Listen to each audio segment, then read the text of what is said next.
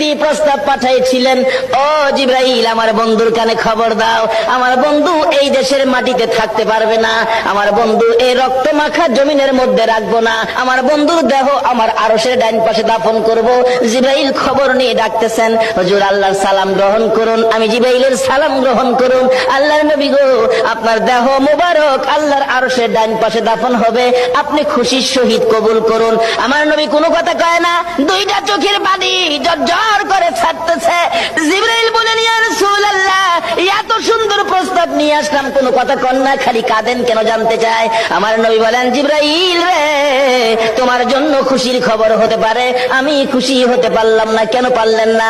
রে জিবরাইল, আমার দাফন আল্লাহর আরশের ডান পাশে হবে, আমি জানতে চাই আমার গুনাহগার উম্মতের দাফন কই হবে রে? জিবরাইল বলেন, আপনার উম্মতের দাফন এই জমিনের মধ্যে হবে। আমার নবীর কান্না আরো বেড়ে গেছে। জিবরাইল,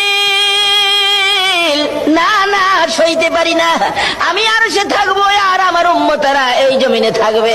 আমার মন মানে না, প্রস্তাব আমি রাখবো না। আমার পক্ষ থেকে একটা প্রস্তাব আমার প্রভুর দরবারে তুলে ধরো।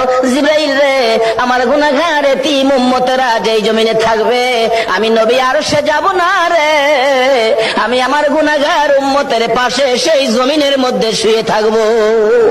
আরে দয়ালো নবী, প্রেমের ছবি আর আসবে না জগতে, আমার দয়ালো নবী, প্রেমের ছবি আর আসবে না। হাসর দিনে উম্মত বিনে, হাসর দিনে উম্মত বিনে যাবে না নবীজি বেহেশতে।